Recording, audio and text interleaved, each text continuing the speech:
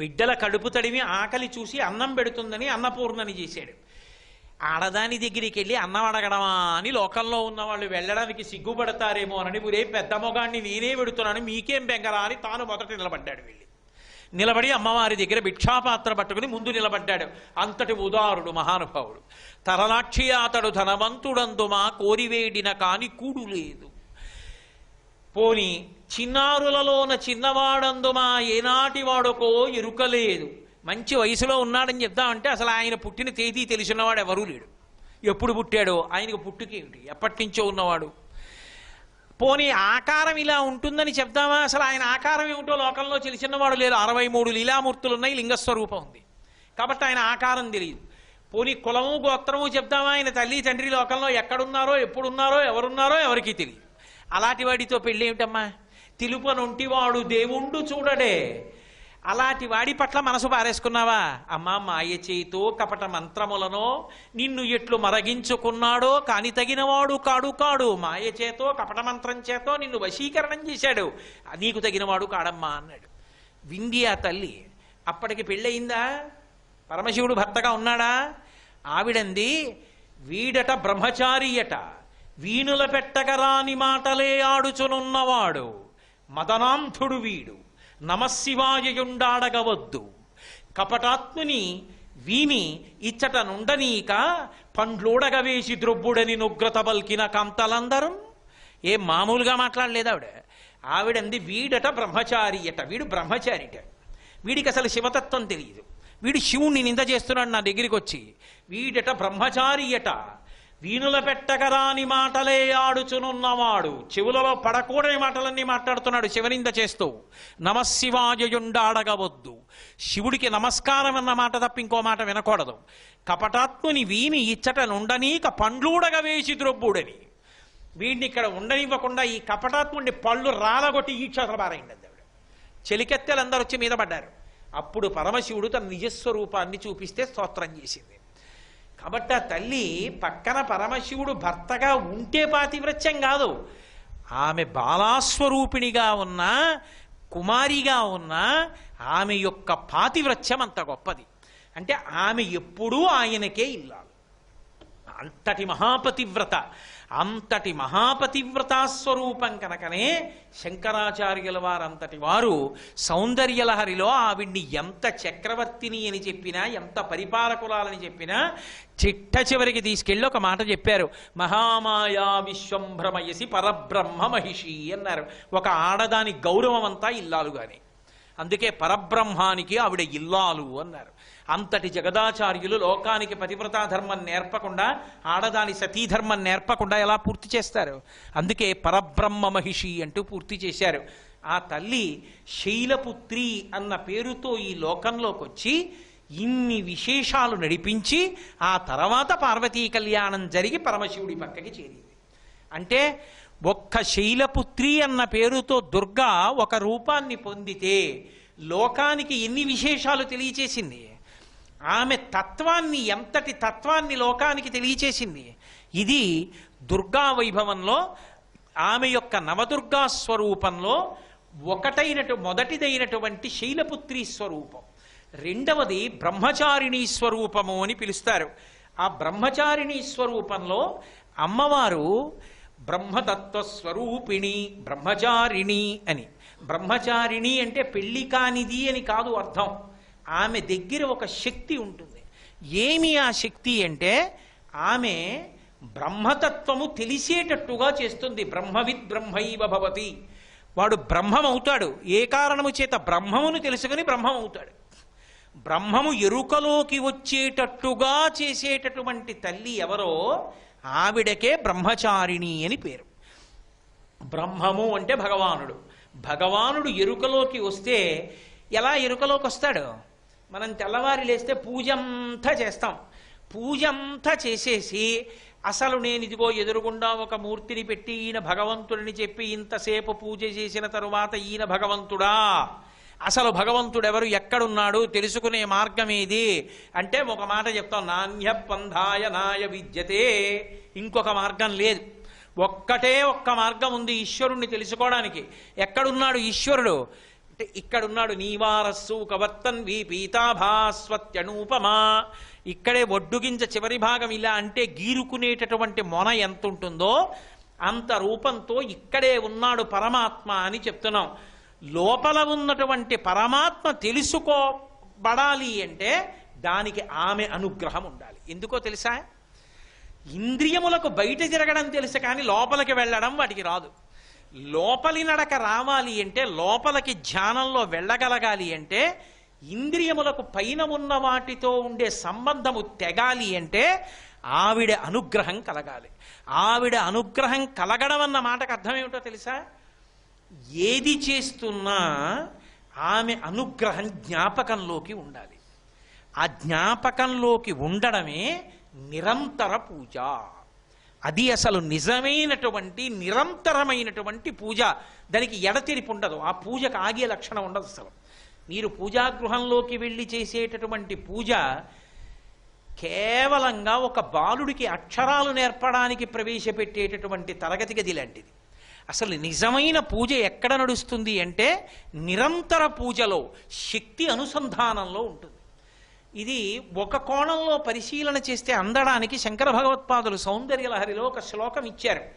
జపో జల్పశిల్పం సకలమపి ముద్రా విరచన గతి ప్రాదక్షిణ్యాక్రమణమశనాద్యాహుతి విధి ప్రణామ సంవేశ సుఖమఖిలమాత్మార్పణ దృశా సపర్యాపర్యాయస్తవ భవతు ఎన్నే విలసితం. జపో జల్ప, మాట్లాడిన మాటలన్నీ మంత్రములైపోతాయి. ఆయన బ్రతికుండగా ఆయన మాట్లాడినటువంటి ప్రతి మాట మంత్రమే అని లెక్కలోకి తీసుకుంటారు. ఎప్పుడు తీసుకుంటారో తెలుసా? అసలు ఈ మాట ఎక్కడ నుంచి వస్తోందన్న శక్తితో అనుసంధానమైతే. లోకంలో ఎన్నో ప్రాణులు ఉన్నాయిగా, అవి ఏవి మాట్లాడలేవుగా. నేను ఒక్కడనేగా మాట్లాడుతున్నాను. నేనంటే మనుష్యులం కదా మాట్లాడుతున్నాం. మనకి స్వరపేటిక అని ఒక అద్భుతమైన పరికరాన్ని కంఠంలో అమర్చినది పరదేవతే కదా.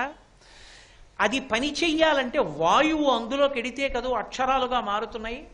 పరా, పశ్యంతి, మధ్యమ, వైఖరి 4 అమ్మవారి రూపాలేగా. ఊపిరి లోపలికి వెళ్ళాలంటే శక్తితో పీల్చాలా, బయటికి వదలాలంటే శక్తి ఉండాలా. అది అక్షరాలుగా మారాలి అంటే లోపల భావన కదలాలా. నేను ఇప్పుడు మీకు ఉపన్యాసం చెప్పాలి అంటే ఇప్పుడు నేను సౌందర్యలహరిలో ఈ శ్లోకాన్ని అనుసంధానం చెయ్యొచ్చు అని నాకు భావన రావాలా. ఆ భావన వచ్చిన తరువాత నాకు ఎప్పుడో చదివిన ఆ శ్లోకం జ్ఞాపకంలోకి రావాలా. జ్ఞాపకానికి వచ్చిన శ్లోకానికి తాత్పర్యం స్ఫురణలోకి రావాలా. వచ్చినటువంటి తాత్పర్యాన్ని మీకు అయోమయావస్థ కలగకుండా నేను చెప్పాలా.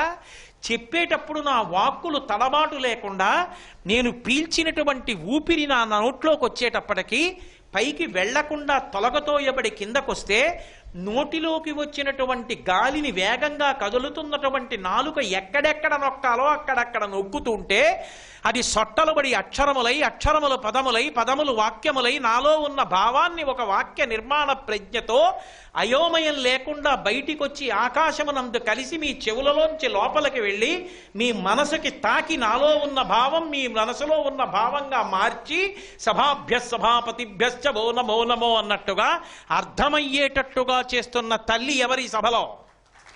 ఎవరా శక్తి? ఆమెయే. కాబట్టి ఇప్పుడు నా మాటల వెనక ఉన్నదంతా తల్లియే అని గుర్తెరిగాడు అనుకోండి, అనవసరపు మాట మాట్లాడగలడా? మాట్లాడలేడు. ఆ తల్లి నీకు శక్తినిచ్చాను.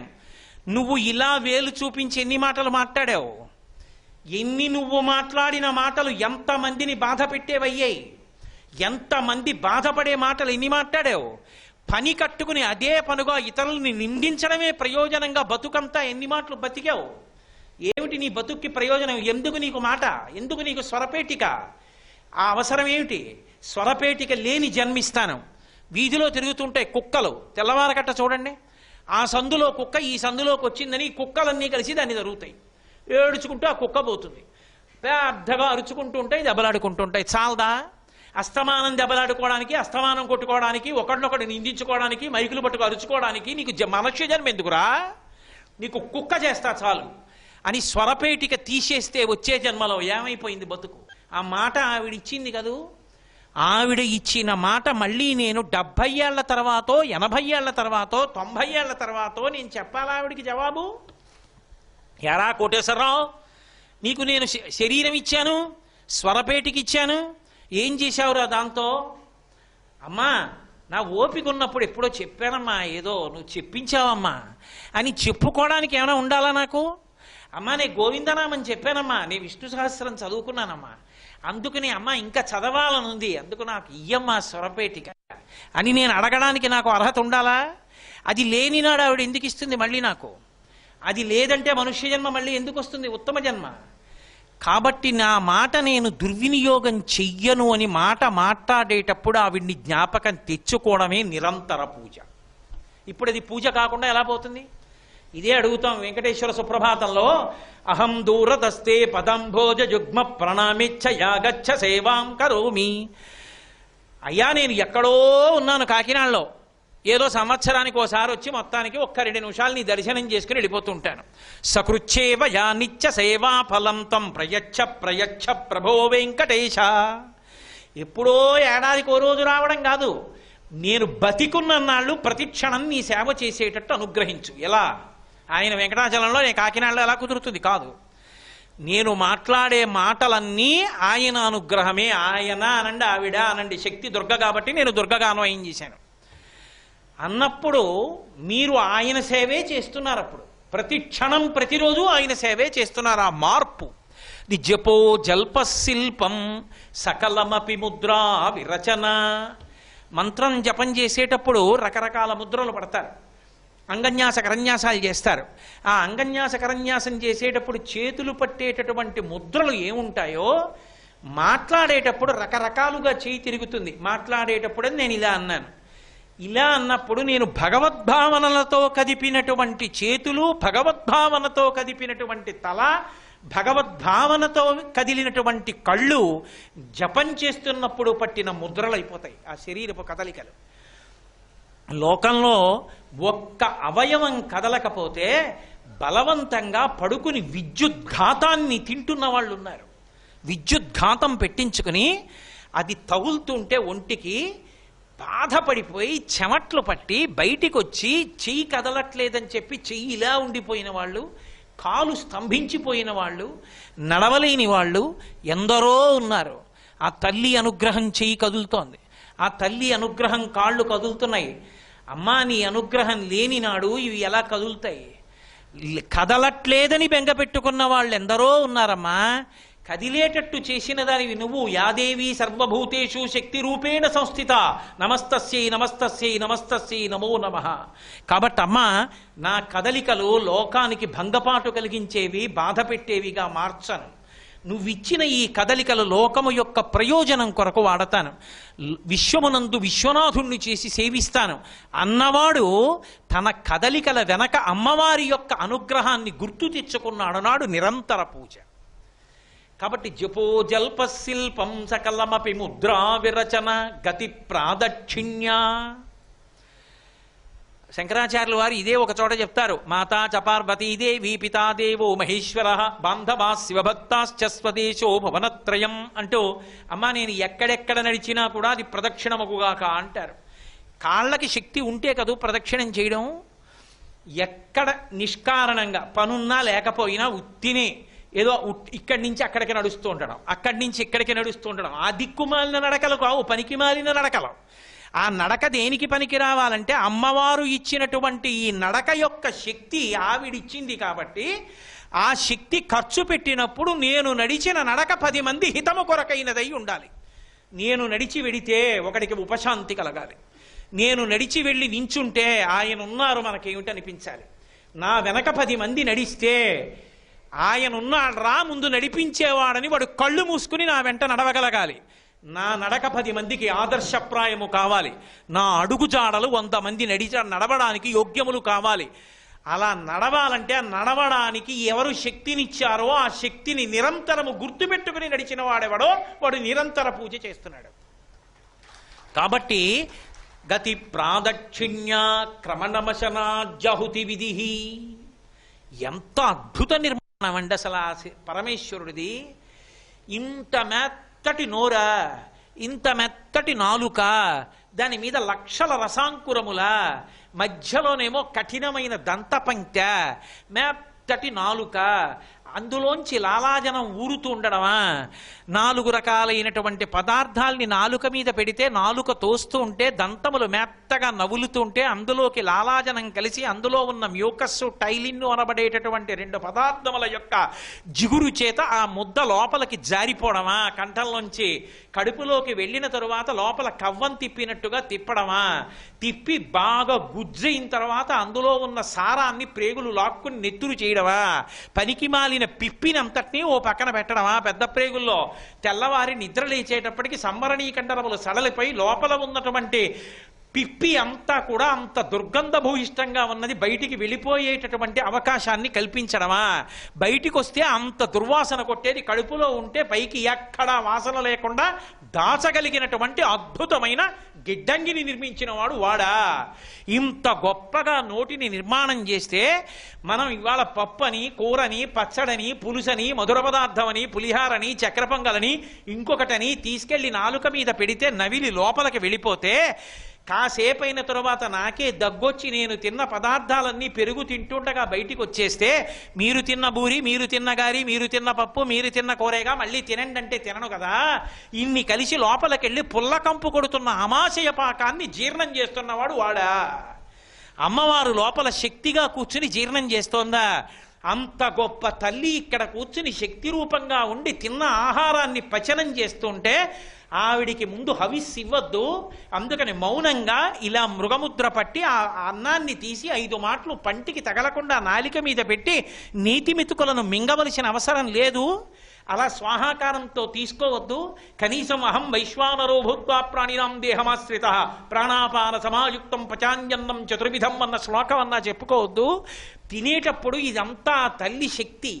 ఇక్కడ పంటగా పండింది ఆవిడ, అగ్నిహోత్రం మీద పచనం చేసింది ఆవిడ, నీరుగా ఉన్నది ఆవిడ, లోపలికి తోస్తున్నది ఆవిడ, జీర్ణం చేస్తున్నది ఆవిడ, శక్తినిచ్చింది ఆవిడ, పిప్పిని బయటికి తోసింది ఆవిడ, ఇన్ని చేస్తున్నది ఆవిడ అని గుర్తు తెచ్చుకుని నమస్కారం చేసి తిన్నవాడెవరున్నాడో వాడు లోపల ఉన్న అగ్నిహోత్రంలోకి హవిస్సుని వేసి ప్రతి పూట యజ్ఞం చేసిన సోమయాజి. పరమ భాగవతోత్తముడైన వాడు వచ్చి భోజనం చేసి లేచిపోయాడు అనుకోండి, దేవతార్చన అంటారు. అందుకే అది యజ్ఞవేది, అక్కడ యజ్ఞం చేశాడని గుర్తు. ఆయన సోమయాజి, ఆయన జీవితం అంతా సోమయాజిగానే తింటాడంతే. కాబట్టి జపో జల్పశిల్పం సకలమపి ముద్రా విరచన గతి ప్రాదక్షిణ్య క్రమణవచన జాహుతి విధి ప్రణామ సంవేశ సుఖమఖిలమత్పార్పణ దృశ. ఇవేనా ఎన్ని సుఖాలు ఇచ్చిందో? కారు ఇచ్చింది, పెట్రోల్ ఇచ్చింది, ఇల్లు ఇచ్చింది, ఏసీ ఇచ్చింది, కరెంట్ ఇచ్చింది, ఫ్యాన్ ఇచ్చింది, లైట్ ఇచ్చింది, మైక్ ఇచ్చింది, బల్ల ఇచ్చింది, లాల్చీ ఇచ్చింది, పంచి ఇచ్చింది. ఎన్ని ఇచ్చింది అని చెప్పను. ఇన్ని ఇచ్చింది కాబట్టి వీటికి నేను ఏం చేయాలో తెలియక నేల మీద పడి ఒక్క నమస్కారం చేస్తున్నాను. అమ్మ పడుకోబోయే ముందు ఒక్కసారి ఆ శివనామం గుర్తు తెచ్చుకుని పడుకుంటున్నాను, శ్రీహరినామం చెప్పుకుంటూ లేస్తున్నాను. ఇలా అనుకుని పడుకున్నవారెవరో వాడి పడక సమాధి. వాడు లేచింది పూజ, తిరిగింది పూజ, తిన్నది పూజ, ఆ తర్వాత మాట్లాడింది పూజ, పట్టింది ముద్ర. వాడు అసలు పూజ చేయకుండా ఎప్పుడున్నాడు? ఈ భావన లోపల పొంగు పెరిగిపోతే పూజ చేసేటప్పుడు ఆ పొంగు ప్రకటనమవుతుంది. అబ్బా, నా తల్లి పాదములని పరవశించిపోతూ ఆ పువ్వులు వేస్తాడు. మా అమ్మకి గంధం రాస్తున్నానని పరవశించిపోతూ గంధం అలుగుతాడు. మా అమ్మకి పారాణి పెడుతున్నానని పరవశించిపోయి పారాణి పెడతాడు. మా అమ్మ కాళ్ళు కడిగిన నీళ్లు అని పరవశంతో ఆ నీళ్లు పుచ్చుకుంటాడు. అలా పూజ చేయడం అలవాటు పడితే మూకశంకరులు అన్నారు, మూక పంచశతి ఆర్యాశతకంలా ఉంది, ఆర్యాశతకంలోదేమో బహుశः. ఆయన ఓ మాట అంటారు, జింతోస్తవ పద పూజన సంతోషతరంగితస్య కామాక్షి బంధో యది భవతి పునః సింధోరంభస్సు భ్రమీతి శిలా అన్నారు. అమ్మా, ఓ కామాక్షి, కామాక్షి దుర్గా అని కాదు, రెండు ఒకటే. ఓ దుర్గా, అసలు లోకంలో జింతోస్తవపద పూజన సంతోషతరంగితస్య కామాక్షి, ఏడుస్తూ చేయకూడదు పూజ. పరమ సంతోషంతో హస్తయో అర్ఘ్యం సమర్పయామి అనేటప్పటికీ ఎర్రటి నా తల్లి చెయ్యి, ఆవిడ పెట్టుకున్న ఉంగరాలు, లోకాలని కాపాడగలిగినటువంటి తల్లి, మృణాళీ మృద్వీనాం తవ భుజలతానాం చతసణాం అని శంకరాచార్యుల వారు పొంగిపోయిన చెయ్యి. ఆ చెయ్యి ఇలా పడితే అందులో నీళ్లు పోస్తే నా తల్లి చెయ్యి ఇలా కడుక్కుని పక్కన ఉన్న మెత్తటి బట్టకి ఒత్తుకుంటే అసలే ఎర్రటి చెయ్యి ఇంకా ఎర్ర పడితే ఏదో పారిజాతాపహరణంలో నంది తిమ్మన గారు తన చెక్కుల కుంకుమ పత్రభంగ సంజనిత నవీన కాంతి వెరజల్లగ గద్గత కింద కంటి అయ్యి అంటాడు సత్యభామని. అలా ఇంకొంచెం ఎర్రబడిపోతే ఆ తల్లి యొక్క చెయ్యి, అలాంటి చెయ్యి కలిగినటువంటి తల్లి యొక్క చెయ్యి చూసి మురిసిపోయి ఆనందపడిపోతుంటాడే. హస్తయోహ అర్ఘ్యం సమర్పయామి అందరం అంటాం. అదొక్కటి అని అలా కూర్చుని అబ్బబ్బబ్బబ్బబ్బా అని పరవశించిపోతుంటే, ఏం నాన్నా అని అమ్మవారి ఇలా బుగ్గలు పట్టుకుని, ఏరా తర్వాత ఉపచారం చెయ్యి అంటే అమ్మ పుట్టుకున్న బుగ్గలని పొంగిపోతుంటే కొడుగ్గా అలా పూజ చేసిన వాడున్నాడే, వాడు సంతోష తరంగితస్య కామాక్షి, వాడు సంతోష తరంగములతో చేస్తున్నాడు ఆ పూజ. అలాంటి వాడున్నాడే, వాడు బంధో యది భవతి పునః, వాడు కానీ మళ్ళీ పుట్టడం అంటూ జరిగితే సింధో రంభస్సు భ్రమీతి శిలా, సముద్రం మీద పెద్ద గుండురాయి వేస్తే తేలినట్టే. అది ఎంత అసంభవమో వాడు మళ్ళీ పుట్టడం అంత అసంభవం. అంటే ఇక వాడు పుట్టడు. వాడు పుట్టడు అన్న మాటకు అర్థం ఏమిటంటే చిరంజీవన్నేవ క్షపిత పశుపాశవ్యతికరహ అంటారు శంకరాచార్యుల వారు సౌందర్యలహరిలో. అంత సంతోషంతో అమ్మవారిని అర్చన చేసినటువంటి కారణం చేత కలిగినటువంటి చిత్తశుద్ధి వలన ఏర్పడిన పాత్రత వలన పరమశివుని యొక్క నిర్హేతుక కృపాకటాక్ష వీక్షణముల చేత కలిగినటువంటి జ్ఞానము వలన మళ్లీ పుట్టవలసినటువంటి అవసరం లేని పునరావృత్తి రహిత శివసాయుధ్య స్థితిని పొందడానికి కావలసిన యోగ్యతని పొంది తరించిపోతున్నాడు. అది బ్రహ్మచారిణి, ఆ బ్రహ్మతత్వస్వరూపిణి దేవి. ఆ తల్లి ఉన్నదే ఆమె అలా అనుగ్రహించగలదు. ఎవరు ఆమె పాదములు పట్టుకున్నారో వాళ్ళనటు నడుపుతుంది. అదే నేను నిన్న మీతో మనవి చేసింది. గోవిందరాజస్వామి గుళ్ళో మధుకైటములు ఎందుకుంటారో అదే చెప్పా. విష్ణు ఎంత సహజంగా ఉన్నాడో ఆయన చెవి గులిబి కూడా అంత సహజంగా ఉంది. భగవంతుణ్ణి పట్టుకుందామన్న కోరిక ఎప్పుడుందో, పట్టుకోవడానికి మనని అనుగ్రహించకుండా యువతలకి లాగేసేటటువంటి ఒత్తిళ్లు కూడా అలాగే సహజంగా ఉంటాయి. భక్తి ఎప్పుడు ప్రారంభమైందో దానిలో వైక్లభ్యాలు కూడా అప్పుడే ప్రారంభం అవుతాయి. భగవంతుణ్ణి పట్టుకుందామంటే మనసు ఎట్టోపోతుంది, రెండూ కలిపే మొదలవుతాయి. ఈ మధుకైటభుల్ని ఎవరు చంపాలి? అమ్మవారు చంపుతుంది. రాత్రి సూక్తం చేశారు అప్పుడు, అందుకే దుర్గా సప్తశతిలో అమ్మవారి అనుగ్రహంతో స్థితికారుడైన విష్ణువు సంహరిస్తారు. అంటే మనం భగవంతుని పట్టుకోవాలనుకున్నప్పుడు పట్టుకోకుండా అడ్డొస్తున్న బలహీనతల్ని పోగొట్టేవాడు కూడా వాడే. వాడి మీదే వెయ్యాలి ఆ భారం.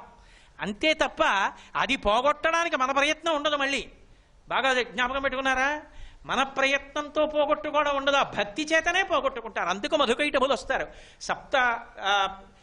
శతిలో కూడా, దుర్గా సప్తశతిలో కూడా ప్రారంభంలోనే మధుకైటభ వృత్తాంతం చెప్పడానికి కారణం అదే.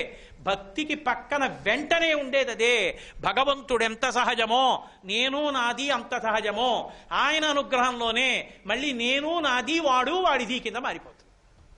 ఆ వాడు వాడిది అన్నప్పుడు అంతా నివేదనం అయిపోయింది. అయిపోవడంలో తరించిపోయాడు అంతే. ఇప్పుడు ఇక నేను నాది లేదు, వాడు వాడిది అంతా వాడే. వాడు కానిదేం లేదు. పానీయంబులు త్రాగుచున్ కొడుచుతున్ భాషించుతున్ హాసలీలా నిద్రాదులు చేయుచున్ తిరుగుచున్ లక్షించుతున్ సంతత శ్రీనారాయణ పాదపద్మయుగడీ చింతామృతాస్వాద సంధానుండై మరచంచురారిసుతుడే తద్విశ్వమున్ భూవరా. ఇది ఎక్కడి నుంచి ఎక్కడి వరకు వెళ్ళిపోతుంది అంటే, ఆ బ్రహ్మతత్వస్వరూపిణి అయినటువంటి తల్లి బ్రహ్మాన్ని చేయడమే కాదు, నిరంతరం కాపాడుతుంటుంది. ఆయన శరీరంతో ఉన్నంతసేపు ఆయన ఉన్నటువంటి స్థితిలో ఆయనని రక్ష చేస్తూ ఉంటుంది. శరీరంతో ఉంటాడు కానీ నేను ఆత్మని అన్న భావనతో ఉంటాడు. అందుకే అటువంటి వాళ్ళని ఏమని పిలుస్తారంటే నిత్యముక్తులు అంటారు. అంటే ఇక్కడే వాళ్ళు శరీరంతో ఉన్నా వాళ్ళు మోక్షాన్ని పొంది ఉన్నారు. శరీరం పడిపోయాక విదేహముక్తి. వారు శరీరం పడిపోయాక చనిపోయారు అనకూడదు, విదేహముక్తి పొందారంటే దేహం పడిపోయింది, ఇప్పుడు ఆత్మగా అంతటా నిండిపోయారు. కంచికామకోటి మహాస్వామి వారు ఎక్కడున్నారంటే విదేహముక్తిని పొంది వారు అంతటా నిండిపోయారు. శరీరము బృందావనంలో ఉంది, ఇప్పటికీ ఉన్నారు. మహాస్వామి ఇక్కడే కూర్చుని ఉన్నారు ఉన్నతమైన ఆసనం మీద. కాబట్టి మహానుభావుడైనటువంటి వాడు ఆ స్థితిని పొందుతాడు. ఆ స్థితిని పొందేట్టు చేసేది ఆవిడే, శరీరంతో ఉన్నన్నాళ్ళు రక్షించేది ఆవిడే. నేను మీతో ఒక ఉదాహరణ చెప్పాలి అంటే, కంచికామకోటి మఠానికి 64వ పీఠాధిపత్యం వహించారు చంద్రశేఖరేంద్ర సరస్వతి అన్న పేరుతోని. ఆయన ఒకానొకప్పుడు తంజావూరులో కూర్చునుండగా వాదన చేస్తామని కొంతమంది వచ్చారు ఆయన దగ్గరికి. ఆయన అలాగే చేద్దురు కానీ వెళ్ళి చక్కగా దేవతార్చన చేసుకుని రండని సత్కరించబోయారు. సత్కరించబోతే వాళ్ళు అన్నారు, మాకు ఈ సత్కారం వద్దు, మేము మీతో వాదన చేసి మిమ్మల్ని గెలవాలనుకుంటున్నాం అన్నారు. చాలా సంతోషం, తీర్పు చెప్పేవాళ్ళు ఉండద్దు, అందుకని ఆ పక్కన ఉన్నటువంటి జిల్లాల్లోంచి పండితుల్ని పిలిపించి కూర్చోబెట్టి ప్రారంభించండి వాదన, మీరేం చెప్తారో చెప్పండి అన్నారు. వాళ్ళు చెప్దామని మొదలుపెట్టారు. మొదలుపెట్టి ఆయన వంక చూశారు, జ్ఞాపకం రాలేదు, ఏమీ జ్ఞాపకం రాలేదు. ఆఖరికి వాళ్ళు అక్కడ కూర్చున్న వాళ్ళలో పెద్ద ఆయన దగ్గరికి వెళ్ళారన్నారు, అయ్యా మాకు ఏమి జ్ఞాపకం రావట్లేదు, మాట రావట్లా, ఏది కారణం ఏమిటంటే, అదిగో ఎదురుగుండా కూర్చున్నటువంటి చంద్రశేఖరేంద్ర సరస్వతి 64వ పీఠాధిపతి, నడిచే దేవుడిని పేర్గాంచిన మహాపురుషుల గురించి చెప్పట్లేదు నేను. ఆయన ఒళ్ళో చంటి పిల్ల పడుకుంది, చిన్న పిల్ల, అదిగో అక్కడ ఉందే అలా ఉంది, పడుకుని చూస్తోంది. ఆ బోసి నవ్వులతో ఆ పిల్ల చూస్తుంటే మాకు ఆ పిల్లనే చూడాలనుంది, గుర్తు రావట్లేదు ఏమి. ఆ పిల్లని దింపేయమనండి పీఠాధిపతులు అన్నారు. వెళ్ళి అడిగారు, అయ్యా మీ ఒళ్ళో పిల్ల ఉందిట, పిల్ల నవ్వుతుంటే వాళ్ళకి గుర్తు రావట్లేదుట, పిల్లని తీసేయండి అన్నారు. ఆయన నవ్వి అన్నారు, నేను సన్యాసిని, నా ఒళ్ళో పిల్ల ఎందుకుంటుంది, దండక మండలాలు ఉన్నాయి అన్నారు. అంటే అసలు ఆయన మాట్లాడవలసిన అవసరం లేకుండా కామాక్షి పరదేవత చంటిపిల్ల రూపంలో వచ్చి ఆయన ఒళ్ళో పడుకుంది. ఆమె నవ్వులకు జ్ఞాపకం రాలేదంతే. శ్రీ ఉమామహేశ్వర పరబ్రహ్మార్పణమస్తు. స్వస్తి.